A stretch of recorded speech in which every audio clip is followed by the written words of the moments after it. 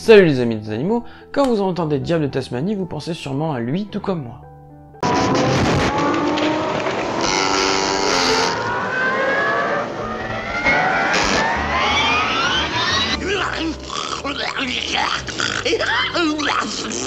Et bien aujourd'hui on va voir si l'image que les Looney Tunes lui ont donnée correspond réellement à ce que sont ces petits marsupiaux, sous forme de top 10.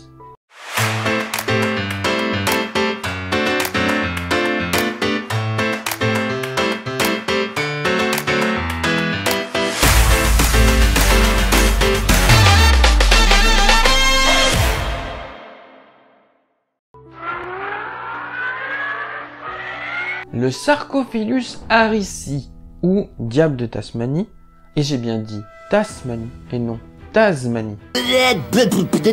Oui, je sais, on va parler de toi plus tard. Selon la légende, son nom lui fut donné par les premiers colons européens qui se sentaient hantés par ces cris stridents que voici.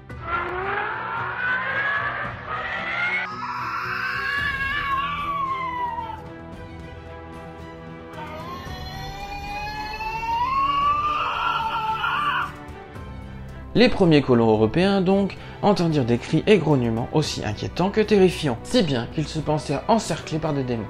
Les Diables de Tasmanie possèdent aussi une vaste gamme de vocalisations et aptitudes corporelles qui lui permettent d'échanger avec ses congénères. Ils émettent toutes sortes de bruits étranges, ils toussent, grognent, reniflent, sentent, éternuent, crient. Ils font tout cela pour effrayer les autres animaux et ne pas avoir à se battre. Ils bâillent quand ils se sentent menacés. Ça ressemble plus à une démonstration de peur et d'anxiété qu'à une réelle agression. Il ne dépasse pas la taille d'un petit chien. C'est un mammifère marsupial qui mesure entre 50 et 80 cm maximum de long, dont 10 à 30 cm de queue pour un poids compris entre 5 à 8 kg. Il vit entre 7 à 8 ans, possède un corps trapu et puissant doté d'une tête massive. De couleur noire ou brun foncé, marqué de taches blanches irrégulières sur la gorge et la croupe. Il possède des membres courts, mais contrairement aux autres marsupiaux, ses membres antérieurs sont plus longs que ses membres postérieurs.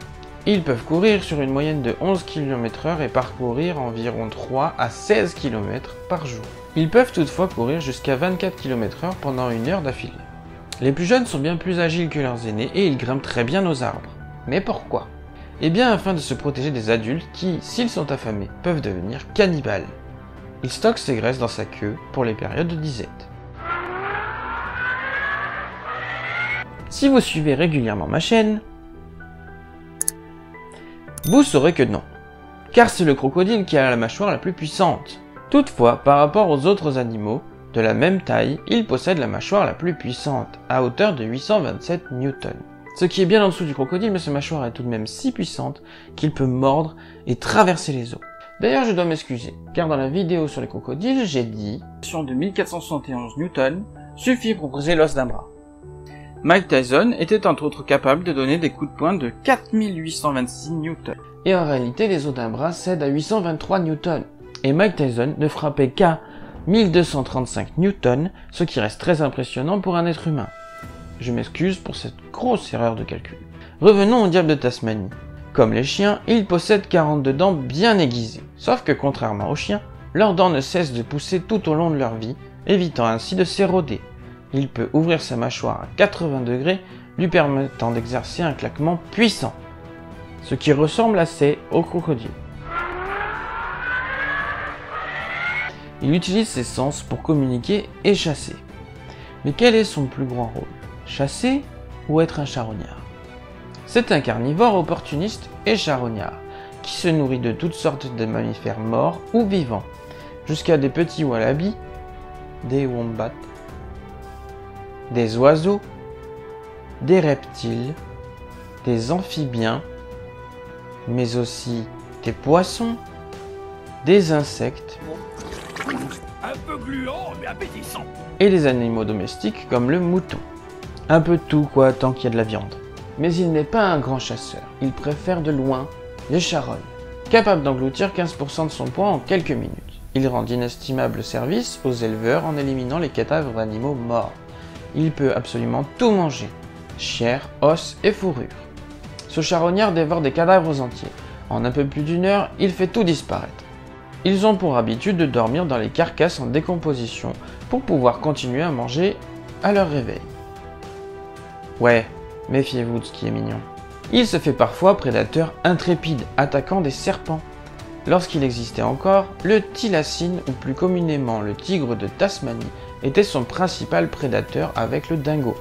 Mais aujourd'hui, les plus jeunes sont menacés par les rapaces et les autres diables, car s'ils sont affamés, les plus grands peuvent chasser les plus jeunes. La puissance des mâchoires suffit à repousser la plupart des prédateurs potentiels. En réalité, il est timide, solitaire et nocturne. Méfiant, il ne représente pas de réel danger pour l'être humain. En effet, si vous êtes amené à le rencontrer sur les territoires tasmaniens, il fuira car il reste un animal qui limite les contacts avec les autres. S'il se sent agressé ou pourchassé, il pourra faire usage de ses crocs et provoquer de très graves blessures. Il sent fort et impressionne ses adversaires avec ses grognements. Il aime l'eau et se prélasser au soleil. Le jour, il se repose dans un lieu touffu, un trou ou, comme nous avons vu précédemment, une carcasse. La nuit, il chasse pour se nourrir. Ayant une meilleure vision de nuit que de jour, il repère facilement ses proies. Il vit exclusivement en Tasmanie. Et oui, pas de surprise. Mais où se trouve la Tasmanie, me direz-vous? Eh bien en Australie. Il affectionne les côtes boisées, les forêts sclérophiles, sèches, d'eucalyptus notamment, et les savanes. Son territoire varie entre 8 à 20 hectares et en chevauche inévitablement d'autres. La maturité sexuelle se fait à 2 ans. Ils se reproduisent au mois de mars. Les mâles se disputent les femelles. Ces dernières optant pour le mâle dominant. Les diables sont polygames et à moins qu'elles ne soient gardées après l'accouplement, une femelle s'accouplera avec d'autres mâles. Les diablesses ne sont fécondables que 6 semaines par an. La gestation survient après l'accouplement et dure 31 jours. Elles donnent ensuite naissance à environ 20 à 30 petits qui pèseront entre 18 grammes et 24 grammes. Ils ne seront pas plus gros qu'un grain de riz. La mortalité est très importante car la femelle n'a qu'entre 4 et 6 mamelles. Les plus rapides seront les premiers servis et ils peuvent rester accrochés à la tétine pendant 100 jours. Ils seront donc ceux qui auront le plus de chances de survie. Les autres mourront de faim. En général, seulement 3 à 4 finiront par survivre sur la portée entière. La femelle, comme presque tous les marsupiaux, possède une poche qu'ils ne quitteront qu'après les 15 premières semaines de leur vie. Ils resteront toutefois cloîtrés dans les terriers durant encore 3 mois. La femelle continuera de les allaiter jusqu'à l'âge de 5 mois. Ils seront sevrés vers octobre ou novembre. Ils gagnent leur indépendance au mois de janvier suivant. Le père aide parfois à la toilette des petits. Il aide aussi à la construction du terrier. Quand ils sont suffisamment âgés pour sortir, les parents se relaient pour les porter sur leur dos. Le diable de Tasmanie est un symbole récurrent en Australie. Figurant sur des pièces de monnaie, mascotte d'équipes sportives, logo de clubs sportifs et bien entendu connu pour le célèbre Taz des Looney Tunes. Respectivement doublé en français par le regretté Patrick Guillemin, qui a doublé entre autres Daffy Duck, Gros Minet et Pépé le Putois pour ne citer que les Looney Tunes, car la liste est longue aussi. Me m'en vais, moi? Puis Emmanuel Garigeau, qui lui est plus connu pour ça. Anakin. Vous l'avez dressé contre moi. Son nom est Stitch. Homer de The OA. Puis après le décès de Patrick Guillemin, Daffy Duck et Taz. Comme le rhinocéros dont j'ai fait une vidéo précédemment, ils sont en voie de disparition. Le diable de Tasmanie a failli disparaître en même temps que le tigre de Tasmanie. Mais les autorités australiennes ont mis l'espèce sous protection en 1941, ce qui a permis au diable de pouvoir se reproduire suffisamment pour perdurer l'espèce. Actuellement, les plus grandes menaces pour les diables sont la déforestation, les collisions avec les véhicules, l'être humain et son respect inconditionnel de la vie sur Terre. Mais ce n'est malheureusement pas tout. Depuis 1996, une maladie, la DFTD, c'est-à-dire Devil Face Tumor Disease, ou en français la maladie de tumeur faciale du diable. Cette affection consiste en une tumeur de la face dégénérant en cancer. Lorsque cela atteint sa bouche, le diable ne pouvant plus se nourrir meurt de faim. Son origine serait due aux morsures subies lors des combats.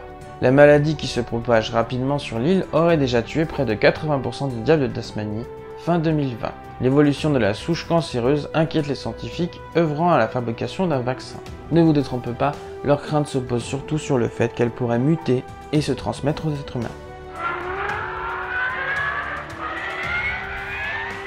Chris Hemsworth, avec l'organisation Aussie Ark, a réintroduit 26 diables de Tasmanie dans un parc national australien.